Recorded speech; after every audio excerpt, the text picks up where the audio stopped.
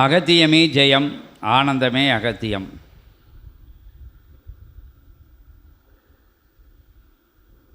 வாங்க.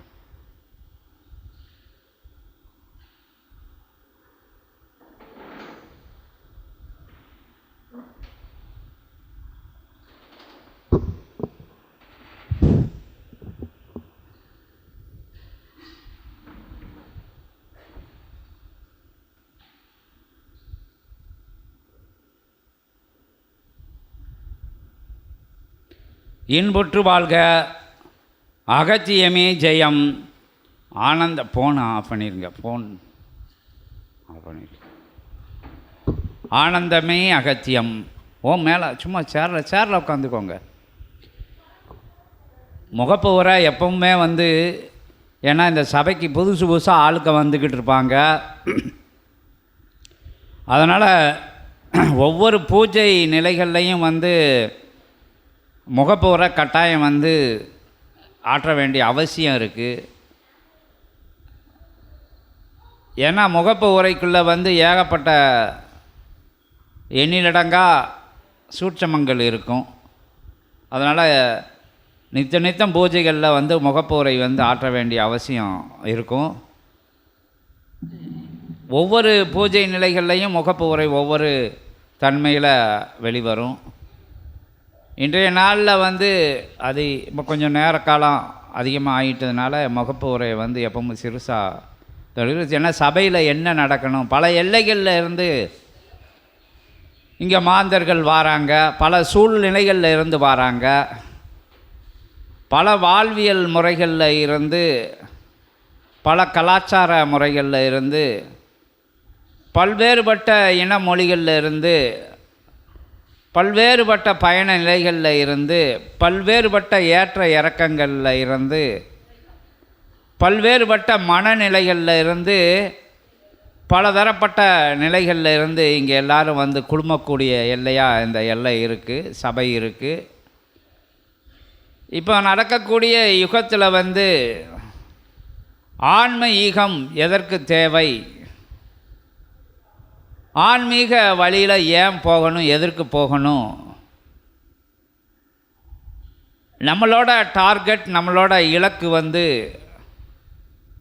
வருமானத்தை ஈட்டணும், அதிக அளவு செல்வ நிலைகளில் புரளணும்,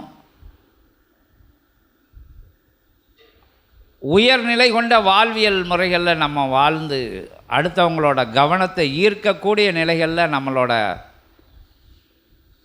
சொத்து பத்துக்களில் இருந்து, சொந்த பந்தங்களில் இருந்து, அசையா நிலைகளில் இருந்து அத்தனை நிலைகளும் அந்த ஸ்டேட்டஸ் அப்படிங்கிற ஒரு நிலைக்குள்ளே தங்களை இணைச்சிக்கிட்டு, மாய நிலைக்குள்ளே இணைச்சிக்கிட்டு, மயக்க நிலை அழைச்சிக்கிட்டு, தங்களோட சந்ததிகளையும் எப்படி வாழணும், என்ன முறையில் வாழணும் அப்படிங்கிற நிலை இல்லாத அவங்களையும் போலி நிலைகளில் அவங்களையும் அவங்க வாழ்க்கையை அமைச்சிக்கிட்டு, இங்கே போயில் இப்படி போகணும், இங்கே போல் கெத்தாக இருக்கணும், இங்கே போல் அப்படி இருக்கணும், இங்கே போல் ஸ்டைலிஷாக போகணும், ஸ்டைலாக போகணும், ராயலாக போகணும் அப்படின்னு பிள்ளைகளுக்கும் அந்த போலித்தனமான வாழ்க்கையை கற்றுக் கொடுக்கக்கூடிய நிலை இந்த யுகத்தில் அதிக அளவில் இருக்குது. அந்த உண்மை, எளிமை, அன்பு, கருணை இப்படிங்கிற விஷயங்களெல்லாம் மறைச்சி எதையோ பார்த்தும் பார்க்காம கண்ணு ரெண்டு நல்லா தெரிஞ்சும் தெரியாத மாதிரி போகக்கூடிய நிலைமை, கண் எதிர்க்க எந்த விஷயங்கள் நடந்தாலும் கண்டுகொள்ளாமல் போயிடணும் அப்படிங்கிற நிலைமை. இப்படி விஷயங்களெல்லாம் போதனைகளாக தாங்களையும் வடிவமைச்சுக்கிட்டு தங்களோட வாரிசு நிலைகளையும் அந்த நிலைக்குள்ளே கொண்டு போய் அப்படி ஒரு போலித்தனமான ஒரு போலி கௌரவத்தை போர்வையாக போர்த்திக்கிட்டு, உடையாக போர்த்திக்கிட்டு, வாழ்க்கையை அதோட போலி நிலையை அடையாளமாக வச்சுக்கிட்டு, சில நேரங்களில் ஆன்ம ஈகத்தை கூட இறை வழிபாடு முறைகளில் கூட போலியாக வச்சுக்கிட்டுதாங்க. அதாவது எல்லா தவறுகளையும் சொல்லிக்கிட்டு இறைக்கு ஒவ்வாத செயல்கள், இறை ஏற்றுக்கில்லாத செயல்கள், பிரபஞ்சம் ஏற்றுக்கிடாத செய்கையெல்லாம் செஞ்சுக்கிட்டு அடுத்தவங்க முன்னாடி தங்களோட கௌரவம் ஆன்மீகத்து பாதையில் பயணப்படுதேன், நான் இந்த மாதிரி உடைகள் போட்டுக்கிடுதேன், இன்ன வண்ண நிறைகள் உடைகள், இன்ன மணி மாலைகள், இப்படிப்பட்ட இறை அடையாளங்கள், இந்த குருவை வணங்குதேன் அந்த குருவை வணங்குதேன் அப்படின்னு ஒரு போலித்தனமான கௌரவத்தை போட்டுக்கிட்டு நடக்கக்கூடிய நிலைகளெல்லாம் இந்த யுகத்தில், இந்த மாற்று யுகத்தில், ஏன்னா இங்கே அந்த யுகத்தோட பேர் சொல்லக்கூடாதுன்னு சொல்லப்படுது, இந்த யுகத்தில் அப்படி வாழ்வியல் முறைகளை வந்து கையில் எடுத்து வச்சுக்கிட்டு, ஏன்னா யுகம் மாற்று யுகம் இல்லை, அப்போ வந்து எல்லாமே போலியாக இருக்குது. அந்த நிலைகளில் உயர்வான இறையை தேடி, இறை எங்கே இருக்கார், எப்படி பயணப்படணும், போனால் கூட நான் அங்கே தான் போவேன் இங்கே தான் போகணும், ஒரு போகாத ஆலயங்களை கூட ஏதோ யாருமே போக முடியாத ஆலயங்களோட பேரை சொல்லுது. எங்கேயோ கோக்குள்ளே இருக்குது, அங்கே இத்தனை கிலோமீட்டர் போகணும், ஃப்ளைட்டில் போகணும், இறங்கி இப்படி நடக்கணும், அங்கே அனுமதி 1 மாதத்துக்கு முன்னாடி வாங்கணும், அங்கே ஆளுக்களையெல்லாம் ரெடி பண்ணணும், நமக்கு வந்து துணைக்கு கூட்டுட்டு போகிறதுக்கு. இங்கே போனால் இந்த தரிசனம் பார்க்க இத்தனை 1000 ரூபா அதை கட்டி 6 மாதத்துக்கு முன்னாடியே நம்ம வந்து பதிவு பண்ணணும், இந்த கோயிலுக்கு போய் இன்னென்ன விஷயங்கள் செய்யணும், இத்தனை பேரை பார்க்கணும், என்னமோ ஒரு மாய நிலைக்குள்ளெல்லாம் போய் வாழ்வை அதுக்குள்ளே வந்து இறைய தேடுறதை வந்து போலி பயணமாக இருக்குது. செய்யது உள்ள வேறு விஷயங்களை செஞ்சுட்டு அதை அந்த போர்வையும் தூக்கி போத்திக்கிட்டு நிற்கக்கூடிய நிகழ்வுகள் இப்போ அதிக இடங்களில் நடக்கு. ஏதோ ஒரு குருவை, இந்த குருவுன்னா அந்த குரு வந்து அதிக அளவிலான ஆடம்பர மாளிகைகள், சொத்து சுபங்கள், அவங்களோட அப்பாயின்மெண்ட்டுக்கு அதிக நிலை கொண்ட, இன்றைக்கி காலையில் கூட பேசிக்கிட்டு இருந்தாங்க, இன்றைக்கி காலையில் கூட அந்த பேச்சுகள் வந்தது. அப்பாயின்மெண்ட்டுக்கு அவங்கள தரிசனம் பண்ணணுன்னா இவ்வளோ ரூபா கட்டி ஆக வேணும், இத்தனை மாதத்துக்கு முன்னாடி கட்டி ஆக வேண்டும் அப்படிங்கிற நிலை. இந்த நிலைகள் இப்படியெல்லாம் ஒரு நிலைகள் இருக்குது. எதில் எடுத்தாலும் வந்து உண்மை இல்லை. அங்கே போனால் ரொம்ப மோசமான ஆளாக, முக்கியமான ஆளாக குருநாதன் இருக்கான். இவங்களும் அதில் போய் அங்கே போய் தரிசனம் பார்க்க, அதை பார்க்க, இதை பார்க்கன்னு வினையை சுமந்துட்டு வரக்கூடிய நிலைகளெல்லாம் இப்போ இருக்குது. இல்லைன்னா உயிரோடு இருக்கக்கூடாது, யாராச்சும் பேசாத எப்போமோ வாழ்ந்து மறைஞ்ச மகான்களை போய் வணங்கி நிற்கக்கூடிய நிலைகள். ஏன்னா என்ன பயணப்படுதோ, எதுக்காக பயணப்படுதோ அப்படிங்கிற நிலையெல்லாம் தெரியாமல் ஒரு குழப்பமான பயணம். ஏன் இறைவனை வணங்குதோ, எதுக்கு இறைவனை வணங்கணும், ஏன் இறைவனை வணங்கணும் அப்படிங்கிற விஷயங்கள்லாம் ஒரு தீர்வு கிடையாது. ஏன்னா அவங்க போனாங்க நல்லா இருக்காங்க, அவங்க போனாங்க நல்ல சொத்து கித்து எல்லாம் சேர்ந்துருச்சு, பிள்ளைகள் வந்து அங்கே ஃபாரினுக்கு வேலைக்கு போயிடுச்சு, இங்கே சொத்து வாங்கிட்டான் அங்கே சொத்து வாங்கிட்டான், இப்படி ஒரு நிலைகள். இதை இப்படியே ஒரு போலியான வாழ்க்கை முறைகள் இப்போ வந்து இன்னும் சொல்லப்போனால் ரொம்ப சொல்லிக்கிட்டே போகிறோம். எது எடுத்தாலும் உண்மை இல்லாத நிலை. அப்போ வந்து தேடக்கூடிய நிலையெல்லாம் தேவையில்லாத நிலையை தேடுது. போடக்கூடிய பயணமெல்லாம் ஒன்றுக்கும் பொருளே இல்லாத பயணமாக, எதுக்காக போகிறோம், என்ன செய்தோம், குழப்பமான நிலை. மொத்தத்தில் அந்த நிலையில் பயணப்படுறாங்க.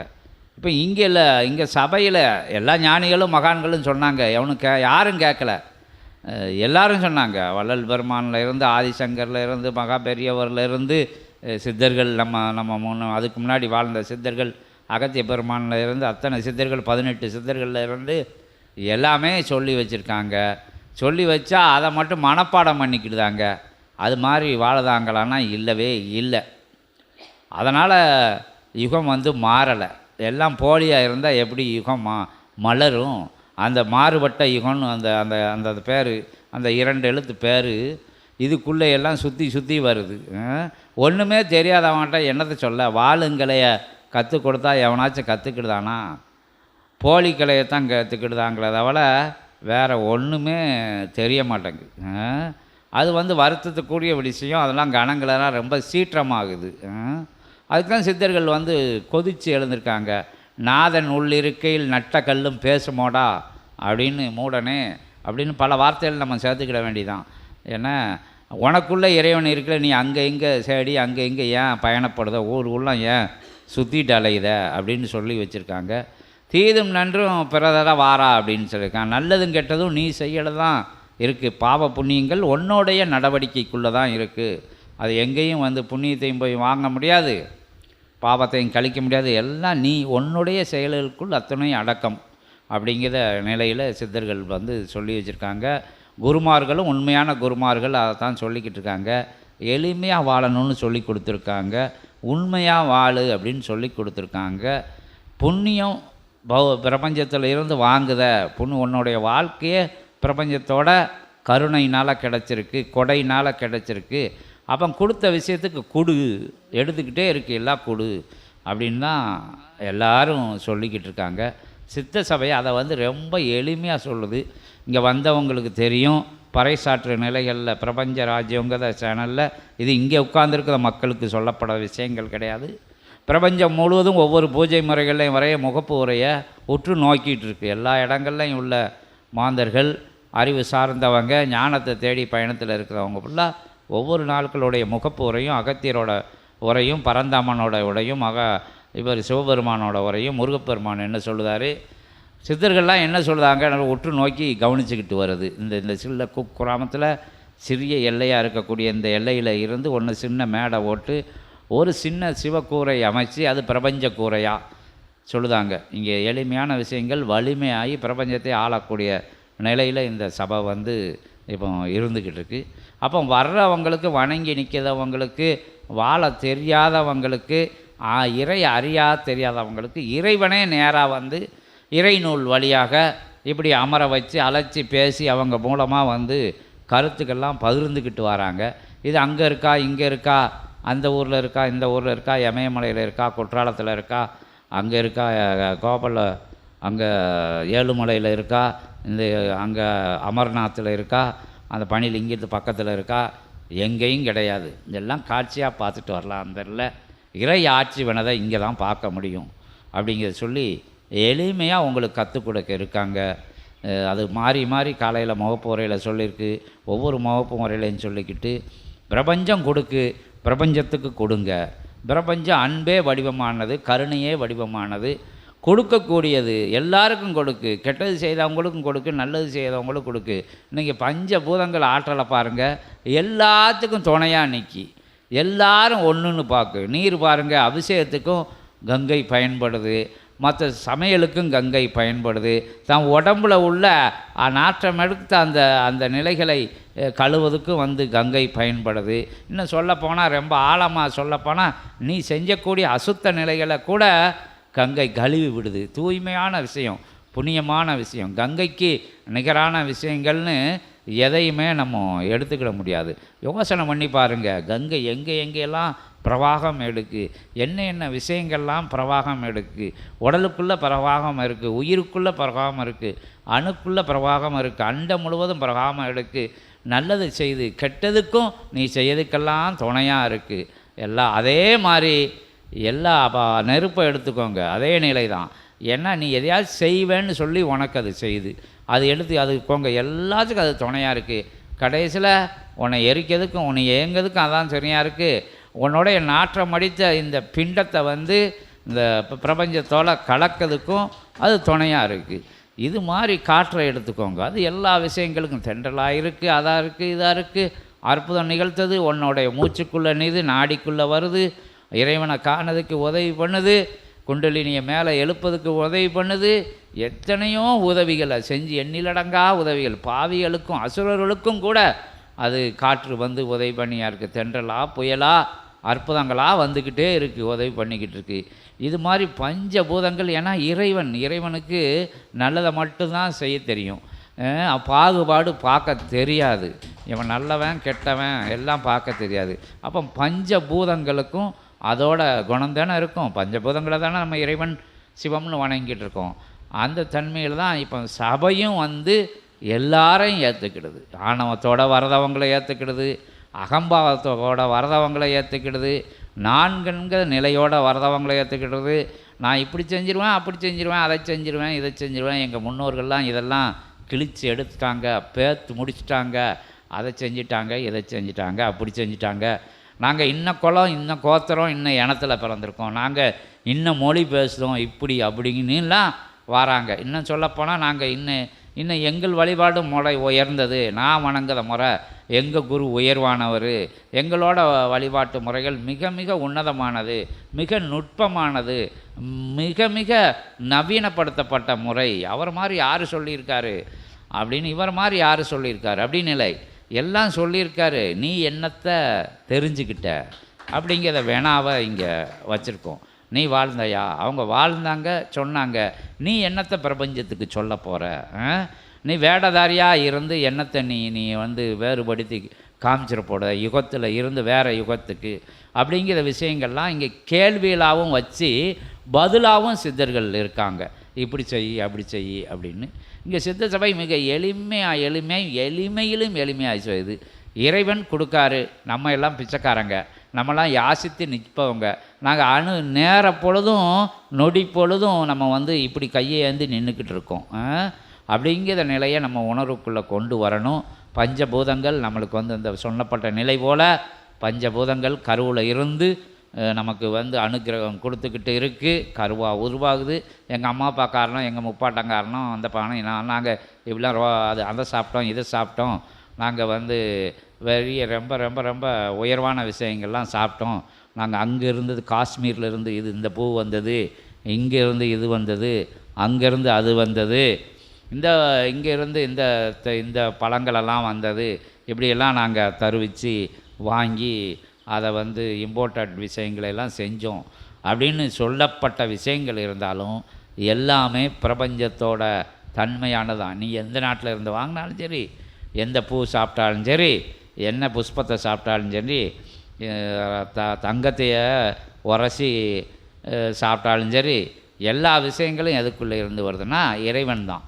இறைத்தன்மையில் இருந்து வேறு விஷயங்கள் கிடையாது அப்படிங்கிறத சொல்லி, ஆனால் பிரபஞ்சம்தான் எல்லாத்துக்கும் கொடுக்கு அப்படிங்கிறத சொல்லி, பாசி பயிறு, தட்டாம்பயிறு, அந்த பயிறு, இந்த பச்சை பயிறுன்னு சொல்லுதோம்ல, ஒவ்வொரு நவதானியங்கள்னு சொல்லப்படுது, சிறுதானியங்கள்னு சொல்லப்படுது, கீரை வகைகள்னு சொல்லப்படுது, கனி வகைகள்னு சொல்லப்படுது, என்னமோ அரிசி வகைகள்லாம் சொல்லுதாங்க. இப்போ பழைய அரிசி வகைகளெல்லாம் இப்போ வெளிச்சத்துக்கு கொண்டு வராங்க.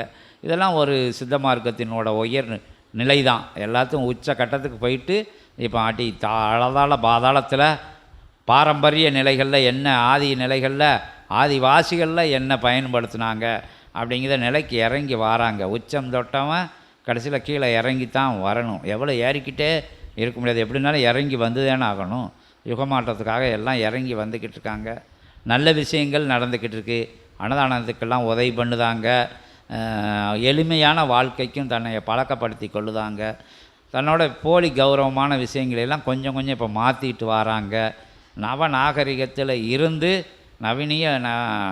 நவீன நிலைகளில் இருந்து எல்லாமே இயல்பு நிலைக்கு, இயற்கை நிலைக்கு, தன்னை கிராமம் சார்ந்த அப்படியே வாழ்வியல் முறைகளை எல்லாம் இப்போ வந்து எல்லாரும் வந்து விரும்பி செஞ்சுக்கிட்டு இருக்காங்க.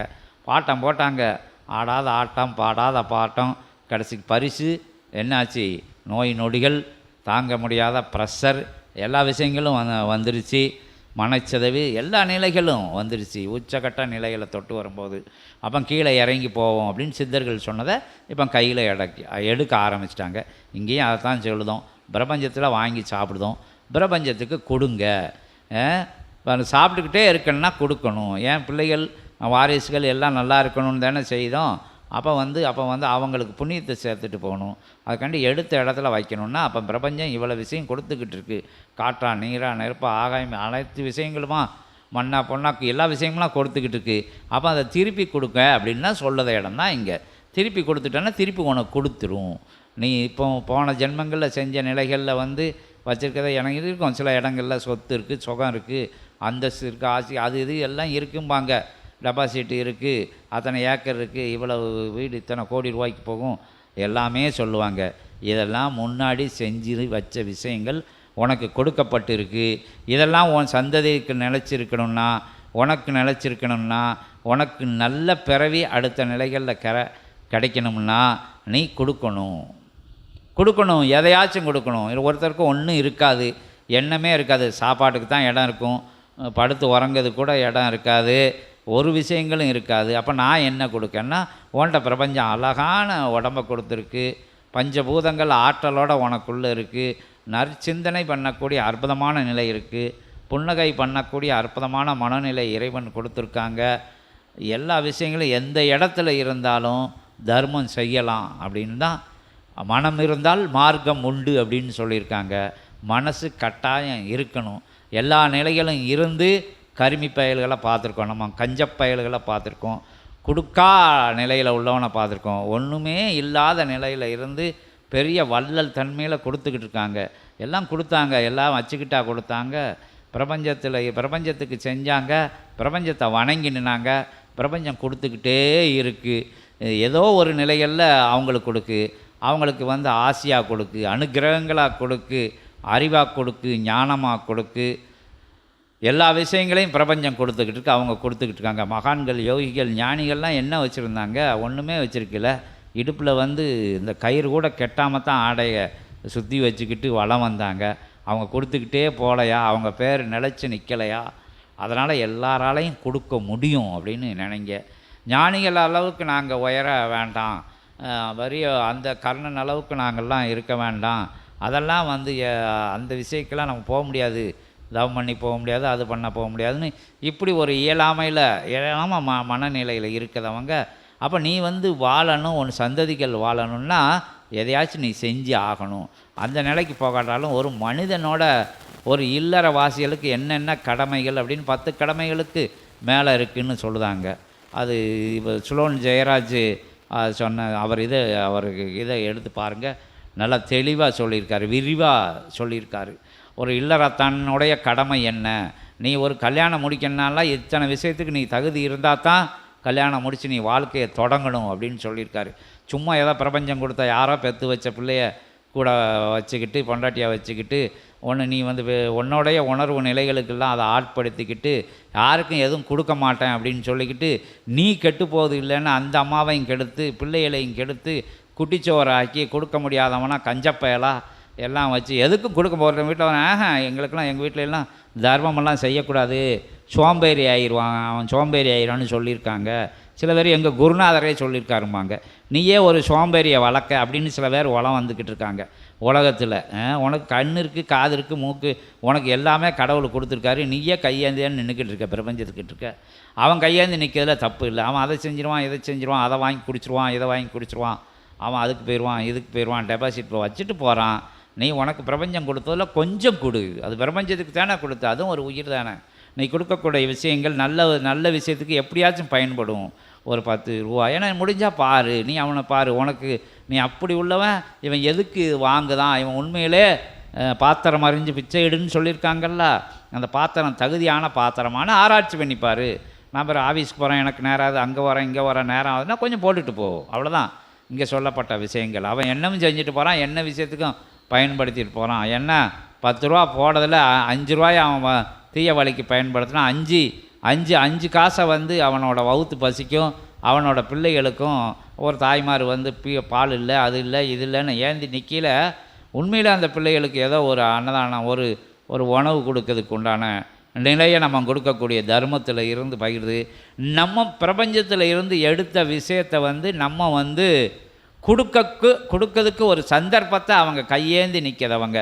தர்மம் மட்டும் இல்லாத ஒரு நற்சொல், நல் வார்த்தை, ஒரு நல் வழிகாட்டுதல், ஒரு புன்னகை, எல்லாமே தர்மம் தான் சித்த சபை சொல்லுது. துட்டு மட்டும் எப்படி சாமி, காசு மட்டும் எப்படி கொடுக்க என்கிட்ட இல்லைன்னு சொல்லுது. அவங்களுக்கு கொடுக்கணும்னு நினச்சா எப்படினாலும் கொடுக்கலாம் அப்படிங்கிற விஷயத்த சபை சொல்லுது. ஏன் கொடுக்கணும்னா நீ பிரபஞ்சத்தில் இருந்து எடுத்து சாப்பிடுத அப்படின்னு சொல்லுது. யார் செஞ்ச புண்ணியமோ, எவன் செஞ்ச புண்ணியமோ, எங்கே உள்ளவங்கெல்லாம் செஞ்ச புண்ணியமோ, காட்டுவாசி செஞ்ச புண்ணியமோ, ஆதிவாசி செஞ்ச புண்ணியமோ, எந்த தீவில் இருக்கிறவங்க புண்ணியங்களோ சேர்ந்து தான் எல்லாரும் சேர்ந்த இயலாதவன் புண்ணியம், ரோட்டோரத்தில் இன்னும் கையேந்தி நிற்கிறவன் செஞ்ச புண்ணியம், மாற்று நிலைகளில் வழிபாட்டு முறைகளில் உள்ளவங்க செஞ்ச புண்ணியங்கள் எல்லாமே தான் பஞ்சபூதங்களாக இருக்குது. பஞ்சபூதங்களாக இறைவனாக உருப்பருது. இறைவன் இயங்கணும் அப்படிங்கிறதுக்காண்டி நம்மளை மாதிரி ஜீவராசிகளையும் அதை நிர்மாணம் பண்ணணும், அதை ஆளணும்னு சொல்லி தேவ சித்த கணங்களை எல்லாம் அந்த பஞ்சபூதங்களுக்குள்ளே இருந்து வெளிவராங்க. அப்போ எல்லாருக்கும் தேவை இங்கேருந்து புண்ணியங்கள் போக வேண்டியது இருக்குது. அப்போ பிரபஞ்சம் வந்து புண்ணியத்தை சேர்த்து வச்சு கொடுக்கு இயங்கணுன்ட்டு. அப்போ வந்து எடுத்த விஷயத்தை நம்ம இயங்குதவங்க இறையாக இயங்குதோம். இறையாக இயங்கனுக்கு இந்திரியங்களையும் பசிங்கிற ஒரு பிணியும் வச்சு விட்டார். அதன் மூலம் நம்ம வாழ்க்கை முறைகளில் போகல, அதில் காம குரோத லோப மதம் ஆச்சரிய குணங்களில் வழியாக நம்ம பயணப்படையில் நம்ம வந்து நம்மளை உணராமல் அதன்பால பயணப்படுத்தும். உணர்ந்தவங்க தன்னை உணர தனக்கு ஒரு கேடு இல்லைன்னு உணர்ந்தாங்க. நல்ல குடும்பத்தில் உள்ளவங்க, நல்ல அறநெறியில் வாழுதவங்க எல்லாருக்கும் கொடுத்து வாழுதாங்க, எல்லாரையும் அனுசரித்து வாழுதாங்க, எல்லாத்தையும் மன்னித்து வாழுதாங்க, எல்லாரும் செஞ்ச நிலைகளை மறந்து வாழுதாங்க. அவங்க வந்து தகுதியானவங்க இங்கே வாழறதுக்கு. ஆனால் அங்கே வாங்கி கொடுத்துக்கிட்டு இருக்காங்க அவங்க. அப்போ இறையோட தன்மை கொடுத்தல், காத்தல், அருள். உங்களுக்கு எல்லாருக்கும் தெரியும் இறைவனோட தன்மை என்னன்னு. அது மாதிரி அந்த தன்மை. அப்போ இறைவனை நான் வணங்குதேன், இந்த ஆசானை வணங்குதேன், அந்த யோகி அந்த மகானை வணங்குதேன்னா அவங்கெல்லாம் இறை தன்மையோடு இருந்தவங்க. இறை என்ன செய்யுதோ அந்த விஷயங்கள்லாம் செஞ்சவங்க. அப்போ நான் இந்த குருநாதை வணங்குறேன், அந்த நூறு இந்த வழிபாடு இருக்குது, அந்த வழிபாடு இருக்குது, இப்படிலாம் வணங்குதோன்னு எத்தனையோ பேர்களை சொல்லிக்கிறாங்க. எல்லாம் வணங்கி அவங்கெல்லாம் என்ன செஞ்சாங்கன்னா இறைத்தன்மையோடு இருந்து ஒவ்வொரு தலங்களில் இருந்து ஒவ்வொரு மாதிரியான விளையாட்டு முறைகளில் உங்களுக்கு நல்லதை செய்ய சொன்னாங்க. அன்பே இறைவன் அப்படிங்கிறத போதனை சொன்னாங்க. அப்போ நீங்கள் அவங்கள வணங்கி அவங்களோட சீடர்களாக இருக்கணும், அவங்கள மாதிரி வரணும் அப்படின்னு நினைக்கல. கட்டாயம் அவங்களோட தன்மை உங்கள்கிட்ட இருந்தால் தான் அவங்களோட அடாப்ட் ஆக முடியும். ஒவ்வொரு கருவியும் ஒவ்வொரு விஷயத்தில் பொருந்தன்னா எத்தனை நுட்பமாக எத்தனை கருவிகளை பார்த்து அளந்து அதில் சேர்த்தா தான் சேருது. அதே மாதிரி நீங்கள் வந்து அடாப்ட் ஆகணும், அதோட சேரணும், அந்த குருநாதரோட அனுக்கிரகத்தை பெறணும்னா அவங்களோட கொள்கைகளோட அடாப்ட் ஆகணும், அவங்களோட ஆசி நிலைகளோட அவங்க என்ன சொல்லிட்டு போயிருக்காங்க அப்படி விஷயங்களோட அடாப்ட் ஆகணும். அவங்க எப்படி வாழ்ந்துட்டு போயிருக்காங்க அதை மாதிரி வாழணும். அவங்களோட படங்களில் போட்டாக்களை வீட்டில் மாட்டிட்டு அவங்களோட அந்த சொரூபங்களை வீட்டில் வச்சுக்கிட்டு செஞ்சுக்கிட்டு இப்போ நித்தம் அந்த இப்போது சொன்ன மாதிரி புஷ்பம் சாத்தி உனக்குள்ளே நீ எதுவும் சாத்தாத போது எதுவும் இல்லை. அப்போ உனக்குள்ளே தான் இறைவன் கடைசியில் சொல்லுது. அங்கே இங்கே சபையில் எல்லாரும் அதை தான் சொல்லுதாங்க, இங்கேயும் சித்தர்களாக தான் சொல்லுதாங்க. அங்கே தேடி இங்கே தேடி உலகம் ஃபுல்லாக தேடி, அந்த நாட்டில் தேடி இந்த நாட்டில் தேடி, கோவுக்குள்ளே தேடி குழிக்குள்ளே தேடி பாதாளத்தில் போய் எங்கேயும் தேடி இறைவனை பார்க்க முடியாது. உனக்குள்ளே தேடு, உன்னை உணரு, நீ தான் இறைவன் அப்படின்னு தான் இங்கே சொல்லப்பட்டு வருது. இங்கே வந்து நாங்கள் இறைவன் அப்படின்னு இறைகணங்கள்லாம் சொன்னாலும் கூட வந்தவங்களை நீங்கள் தான் இறைவன் அப்படின்னு இறைத்தன்மையோட வாழுங்க அப்படின்னு இங்கே சித்தர்கள் சொல்லுதாங்க. இறைவனாக ஆகுது மிக மிக எளிமை அப்படின்னு இங்கே சொல்லப்பட்டு வருது. அது எளிமை அப்படின்னுங்கிறது சரணாகதிக்குள்ளே அது எளிமையாக இருக்குது. சரணடைஞ்சு பாருங்கள், அவன் அடைவான் அப்படின்னு சொல்லி இங்கே வணங்கி நிற்பவர்களை வணங்கி நிற்கும் சபை அப்படின்னு தான் இங்கே வாசகங்கள் போட்டப்பட்டிருக்கு. வணங்கினா யாரை? இறைவனை, பிரபஞ்சத்தை வணங்கி நிற்கிறவங்களை சபை வணங்கி நிற்கி. ஆமாம், உண்மையை தெரிய வேண்டாமா? வாழும் கலைன்னா என்னது? எத்தனையோ பேர் சொல்லி வச்சுட்டு வாழும் கலை வாழும் கலை வாழும் கலைன்னு வாழ தெரியாத கலையை சொல்லி வச்சுட்டு பேப்பரில் அவங்க எழுதினது பாதி, இவங்களாக எழுதிக்கிட்டது பாதின்ட்டு ஒரு குரூப்பெல்லாம் அலைதாங்க. நீ பிரபஞ்சத்தில் இருந்து என்னத்தை வாங்கணும் அப்படின்னு தெரியாமல், பிரபஞ்சம் வந்து வாங்கினா கையை விரிச்சுக்கிட்டு மேலே வாக்கில் பார்த்தா பிரபஞ்சம் வந்துடுமா? பிரபஞ்சத்தோட தன்மை இருக்க வேண்டாமா? அதோட அடாப்ட் ஆக வேண்டாமா பிரபஞ்சத்தோட? அப்போ பிரபஞ்சத்தோட குணம் என்னது? கொடுத்துக்கிட்டே இருக்குது, நீ கொடுக்க வேண்டாமா? அப்படின்னா தானே அது கேட்டால் கொடுக்கும் அப்படிங்கிறத சொல்லி நீங்கள் வாங்கிக்கிட்டே இருக்கீங்க. பிரபஞ்சத்தில் முன்னோர்கள் மூத்தோர்கள் எங்கள் பரம்பரைன்னு சொன்னில்ல, எல்லாம் பிரபஞ்சத்தில் வாங்கி தின்னவங்க தான். எல்லாரோட பரம்பரையும் பிரபஞ்சத்தில் நாங்கள் உழைச்சி தின்னோம். அது இதுன்னா எல்லாத்துக்கும் உழைப்பு மூலதாரணம் என்னதான் இருக்குது? பிரபஞ்சமாக இருக்குது. எங்கள் முன்னோர்கள் சேர்த்து வச்ச சொத்துல இருந்து நாங்கள் சாப்பிட்டு வரோம். யார்கிட்டையும் கையேந்தி நிற்க வேணும். முன்னோர்கள் சொத்து உங்களுக்கு எப்படி வந்தது? பிரபஞ்சத்தோட சொத்து. முன்னோர்கள்னால் இப்போ வரையிலேயே எல்லாம் ஏக்கர் கணக்கு எல்லாம் மடியில் கட்டிக்கிட்டா வந்தாங்க. எல்லா கோடிக்கணக்கில் ரூபாயை மடியில் கட்டிக்கிட்டா வந்தாங்க. அது புழு மாதிரி வந்து இவ்வளோ பிறந்தாங்க முன்னோர்கள் மூத்தோர்கள். அவங்க என்னத்தை கொண்டு வந்தாங்க? இங்கே இருக்கிறத வந்து அளந்து அதை வச்சு இதை வச்சு கோடு போட்டுக்கிட்டு ரோடு போட்டுக்கிட்டு எல்லாம் எங்கள் விஷயம்னு சொல்லுவாங்க. எல்லாம் இறைவனோட நிலைகள். இறைவனாக நம்மளை இருக்கணும், இறைத்தன்மையோடு இருக்கல. இறைவனோட அத்தனை நிலைகளும் நமக்கு உரியது அப்படின்னு சொல்லி, இறைவனோட தன்மைன்னா உங்களுக்கு தெரியும், அன்பு, கருணை, காத்தல், அருளல், மன்னித்தல், மறத்தல் அப்படிங்கிற உயர்ந்த தன்மை. அது குருமார்களும் அதே தன்மையோடு இருக்கல. அவங்ககிட்ட இருந்து வர வாங்கணும், அவங்களோட அனுக்கிரகத்தை வாங்கணும். மொத்தத்தில் எங்கள் முன்னோர்கள் புண்ணியவான்கள், புண்ணியம் செஞ்சார். எங்கள் தாத்தா முப்பாட்டன்லாம் சாப்பாடு போட்டுக்கிட்டே இருந்தார், எங்கள் வீட்டில் கதவு அடைக்காமல் இருக்கும் அப்படிலாம் சொன்ன விஷயங்கள்லாம் இருக்குது. இல்லாதப்பவும் கர்ணன் மாதிரி அதை மச்சுக்கட்டையெல்லாம் உருவி நாங்கள் வந்து தர்மம் பண்ணோம், தர்மம் பண்ணாங்க எங்கள் தாத்தா அப்படின்னு சொல்லிச்சுக்கலாம். அவர் பண்ணார், நீ என்ன பண்ண அப்படின்னு தான் இங்கே இது நீ பண்ணு அப்படின்னு சொல்லுது. உனக்கு மச்சுக்கட்டையெல்லாம் உருவி கொடுக்க சொல்லலை, அது யாரும் இப்போ உருவி கொடுக்க மாட்டாங்க. நீ வச்சுருக்கெல்லாம் கொடுன்னு சொல்லலை. என்ன நீ எடுத்த இடத்துல கொஞ்சம் கொடுன்னு சொல்லுது. அதாவது உனக்கு எல்லா விஷயத்துக்கு எல்லாத்தையோட இருந்துக்கோ. இங்கே அப்படி தான் சபை கற்றுக் கொடுக்கு. எல்லா செல்வங்கள் நிலையோட இருக்க, ஐஸ்வர்ய ஆனந்தத்தோடு இருந்திருக்கோ, நல்ல ஆரோக்கிய நிலையன்ற உடம்போடு இருக்கணும், எல்லா விஷயங்களோடு இருக்கணும்னா நீ கொடுத்து தான் ஆகணும். எதையாவது ஒன்றை கொடுக்க வேண்டும், எப்படியாவது கொடுக்க வேண்டும். கொடுத்துக்கிட்டே இருந்தால் இறைத்த கழனி தான் ஊறும் அப்படிங்கிற மாதிரி கொடுக்குற இடத்தெல்லாம் பெருக்கு எடுத்துக்கிட்டு இருக்கோம். இல்லாட்டி வந்து குமிஞ்சிக்கிட்டே இருக்கும். நீ கொடுக்காமல் வச்சுருப்ப, மறைஞ்சே போயிடும். அது எத்தனையோ எடுத்துக்காட்டு இருக்குது. உங்கள் ஊரில் பார்த்துருப்பிய, பக்கத்து வீடுகளில் பார்த்துருக்கிய, இந்த தேசத்தில் பார்த்துருக்கிய. கொடுக்காமல் இருந்தவங்கெல்லாம் என்ன ஆனாங்கிறதுக்கு நீங்கள் பார்த்துக்கிட்டு இருப்பிய. எத்தனை ஜோடி செருப்பு இருந்தது, எவ்வளோ விஷயங்கள் இருந்தது, எத்தனை நகைக்கடைகளில் உள்ளவனையெல்லாம் மரணித்து வாங்கினாங்க. எதையாச்சும் பார்க்க முடிஞ்சதா, எதையாச்சும் செய்ய முடிஞ்சதா, சொந்த பந்தங்களுக்கு வேண்டியவங்களுக்கு ஏதாச்சும் செய்ய முடிஞ்சதா? ஒன்றும் செய்ய முடியாமல் போயிட்டாங்க. அதே மாதிரி எல்லா நாடுகள்லையும் வாங்கி போட்டாங்க. எந்த நாட்டில் எவ்வளோ இருக்குன்னு யாருக்கும் தெரியாது. அதாவது நித்திய கண்டம் பூர்ண ஆயுசு அப்படின்னு சொல்லுவாங்க. எல்லாம் பார்க்கறதுக்கு வெளிச்சமாக இருக்குது, ஆனால் நிம்மதி கிடையாது. படுக்க முடியல. எப்போ எவன் வந்துடுவானோ, எப்போ ரைடு வந்துடுமோ, எப்போ எதோ வந்துடுமோன்ட்டு, அதாவது செத்து வாழுவான்னு சொல்லுவாங்கல்ல, வாழ்ந்துக்கிட்டு இருக்காங்க. அமைதியாக இருங்க, நிறைவாக இருங்க, ஆனந்தமாக இருங்க, எளிமையாக இருங்கன்னு இங்கே சித்த சபையில் சொல்லுது. எல்லாத்தோடையும் இருந்துக்கோங்க. ஒரு ஆசைக்கு ஒரு கடிவாளம் போடுங்க. கொஞ்சம் கொடுங்க, பிரபஞ்சத்துக்கு எடுத்து சாப்பிட்டுக்கிட்டே இருக்காதங்க. கொஞ்சம் கொடுங்க, ஏதாச்சும் கொடுங்க. ஏன்னா ஒரு ஒரு ஒரு ஆசான் இருக்கார், உங்களுக்கு எவ்வளோ விஷயங்கள் கற்றுக் கொடுத்துருக்காரு. 1ஆம் கிளாஸ், 2ஆம் கிளாஸ், 3ஆம் கிளாஸ்னு. இப்போ எல்கேஜி யூகேஜி அதுக்கு கீழே எல்லாம் படிப்பெல்லாம் வந்துடுச்சு. ஏதோ ஒன்று பிரபஞ்சத்தில் இருந்து காசு கொடுத்தோம் படித்தோம் அப்படிங்கிறது வேறு. ஏதோ பிரபஞ்சத்தில் இருந்து கற்றுக் கொடுத்துருக்காங்க. அப்போ கற்றுக் கொடுத்த விஷயங்களை நீங்கள் கற்றுக் கொடுக்க வேண்டாமா அப்படிங்கிற விஷயத்தில் எடுத்துக்கோங்க. எல்லாம் கொடுக்கணும்னு நினச்சிட்டா எதையாச்சும் ஒன்று கொடுத்துக்கிட்டே இருக்கான். அன்புடையார் எல்லாம் உடையார் அப்படின்னு சொல்லியிருக்காரு ஒரு பெரிய திருவள்ளுவர் மகான் வந்து. அன்பிலார் நீ என்னது அன்பு இல்லாதவங்க என்னத்தை வச்சுருந்தாலும் சரி, ஒன்றுமே இல்லாதவங்க மாதிரி. அப்போமே 3000 வருஷத்துக்கு முன்னாடியே செவ்வியில் அடித்து உச்சிமயத்தை பிடிச்சி ஆட்டி சொல்லி கொடுத்துருக்காங்க. 2 அடியில் ஈரடியில் சொல்லி கொடுத்துருக்காங்க.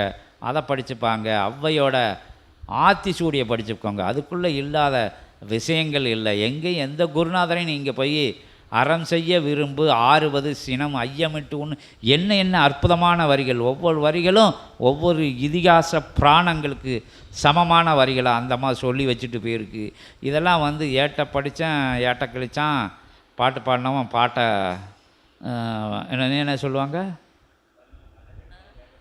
ஏட்ட கட்டத்தான்ட்டு நீங்கள் படிக்கிறதுனால அந்த விஷயங்கள் வந்து புனிதமடையணும். அது ஒரு மரியாதை எடுக்கணும். ஒரு எழுத்த ராமாயணமோ மகாபாரதமோ எத்தனையோ புராணங்கள் இருக்குது. எல்லா வேற்று மதங்களில் உள்ள புராணங்கள்னாலும் சரி, எல்லாமே ஒன்று தான். நன்னெறியை தான், நற்சிந்தனை தான் போதிக்கு. கையில் எடுத்து வச்சா அந்த கைக்கு ஒரு தகுதி வேணும். இந்த கை படதுனால அந்த புத்தகத்துக்கு அதுக்கு ஒரு தகுதி வரணும். அப்படிங்கிற நிலையில் ஒவ்வொரு மனுஷனும் இருக்கணும். அப்போ இறைவன் வாழ்க்கை எவ்வளோ கஷ்டப்பட்டு கொடுத்துருக்கான் உங்களுக்கு. அந்த வாழ்க்கை உங்களை வணங்கி நிற்கணும். இறைவன் கொடுத்த வாழ்க்கை இப்படி ஒரு மனிதனை வந்து நம்ம சந்திச்சிருக்கோமே. இத்தனை வருடங்கள் நம்ம எத்தனையோ பேரோட பயணப்பட்டிருக்கோம். காலம் பார்த்து வெக்கப்படணும். உங்களை பார்த்து ஐயோ எவ்வளோ பேரை பார்த்து பயணப்பட்டிருக்கோம். இது மாதிரி ஒருத்தனை பார்க்கலையே. அவன் வறுமையில் இருங்க, எதுலேயும் இருங்க, என்ன ஆடை இல்லாமல் இருங்க, இடம் இல்லாமல் இருங்க, சொத்து இல்லாமல் இருங்க, சோம் இல்லாமல் இருங்க, குணம் அப்படிங்கிற உயர்வான விஷயத்தோடு இருக்கல, எல்லாம் உங்களை பட்டு வணங்கி நிற்கும். பிரபஞ்சமே வணங்கி நிற்கும். அப்படி வாழ பழகுங்க. இல்லை அப்படின்னு ஒரே விஷயத்தில் முடிக்காங்க. கொடுக்க முடியாது அப்படின்னு சொல்லாங்க. ஏன்னா இல்லைன்னு பிரபஞ்சம் உங்கள்கிட்ட சொல்லவே இல்லை, இறைவன் உங்கள்கிட்ட சொல்லவே இல்லை. நீங்கள் வணங்கி நிற்கிறத உங்கள் மூத்தோர்கள் இல்லைன்னு சொன்னால் நீங்கள் இல்லை அப்படின்னு நினச்சிக்கிட்டு இல்லைன்னு மட்டும் சொல்லாதங்க. இல்லைன்னு சொன்னால் உங்களுக்கு தொல்லை. பிரபஞ்சத்தை தொல்லை இல்லாமல் இருக்க இல்லைன்னு சொல்லாமல் வாழ பழகிக்கோங்க. மாறி நில்லுங்க. மாற்றி அமைக்கக்கூடிய சபை தான் இது. அந்த யுகத்தில் வாழ்ந்துக்கிட்டு இருக்கிறவங்கள தர்ம யுகத்துக்குள்ள அற்புதமாக கூட்டு வந்து உட்கார வச்சு அத்தனை ஆனந்த நிலையும் கொடுத்து, அத்தனை ஐஸ்வர்ய நிலைங்களை கொடுத்து, 16 பேரையும் கொடுத்து, நல்ல அனந்தமான வாழ்க்கை முறையை அமைச்சு கொடுக்க தான் இங்கே சித்தர்கள் முகாமிட்டு அமர்ந்திருக்காங்க. நான் யோகியா போகிறேன், மகானா போகிறேன், நான் சித்தர்களை போனேன்னா அதுக்கு இன்னொரு கேட்டு திறந்து விட இங்கே ரெடியாக இருக்காங்க. வாழறதுக்கு தகுதி, நம்ம எப்படி வாழணும், என்ன முறையில் வாழணும், வாழ்க்கை எங்கே இருக்குன்னு உலகம் ஃபுல்லாக புத்தகத்தை தேடி அறையாமல் வாழும் கலை உனக்குள்ளே தான் இருக்குது, வாழ்வியல் முறை உனக்குள்ளே தான் இருக்குது, எல்லா தேடல்களும் உனக்குள்ளே தான் இருக்குது, மொத்தத்தில் இறைவனும் பிரபஞ்சமும் உனக்குள்ளே தான் இருக்குது, நீ தான் அனைத்தும் அப்படின்னு அற்புதமாக சொல்லி நிற்காங்க இங்கே சித்தர்கள். வாங்க வளம் வரலாம் அப்படின்னு சொல்லி அனைவரையும் வரவேற்று அகத்திய பெருமானை வணங்கி அற்புதமான நாளிலே, ஆற்றல் மிகுந்த நாளிலே, பிரபஞ்ச மகா திவ்ய தேசமாக இருக்கக்கூடிய, பிரபஞ்சத்தை ஆளக்கூடிய நிலையில் இருக்கக்கூடிய அற்புதமான சபைதனிலே யுகமாற்றத்தை மாற்றி தர்ம யுகமாக அமர்ந்த அற்புதமான தலந்தனிலே 10 அவதாரங்கள் தவம் இருக்கும் இடந்தனிலே பரந்தாமன் கல்கியை கொடுத்து சத்யநாராயணை திருக்கோலத்தையும் கொடுத்த அற்புதமான ஆற்றல் மிகுந்த வளாகந்தனிலே அகத்தியன் 9 கோடி சித்தர்களுடன் தமம் இருக்கும் இடந்தனிலே சிவபெருமான் சிவசித்த உயர் சூட்சம அத்துணை ஆற்றல்களையும் ஒன்றாக இணைத்து திருமுருக பரந்தாம மும்மூர்த்தி 30 தேவியல் நவகிரகங்கள் பஞ்சபுரங்கள் அத்தனை நிலையும் ஒன்றா வச்சு ஒரே லிங்கமாக அமர்ந்த அற்புத தலந்தனிலே அமர்ந்து எல்லாமா இருக்கக்கூடிய அற்புதமான நிலையிலே எதுவுமே இல்லாத மாதிரி ஒரு வெறுமை நிலையில் ஒரு சின்ன சிவக்கூரையில் சின்ன சச்சங்க மேடையில் இருந்து அனைத்தையும் நிகழ்த்தக்கூடிய இறை கணங்கள் இன்றைய அற்புதமான ஏகோபித்த ஏகாதசி நாயகின் அற்புதமான திருநாளிலே உயர் சூட்சமதாரியை, உன்னத மகா சூட்சமதாரியை, அற்புத சகடை ஓட்டியை, சாரதியை, பார்த்த சாரதியை, பரந்தாமனை அழைக்க அவர் திருபடி பணிந்து திருத்தால் வணிந்து ஆதி நாராயண பெருமானே வருக, ஜோதி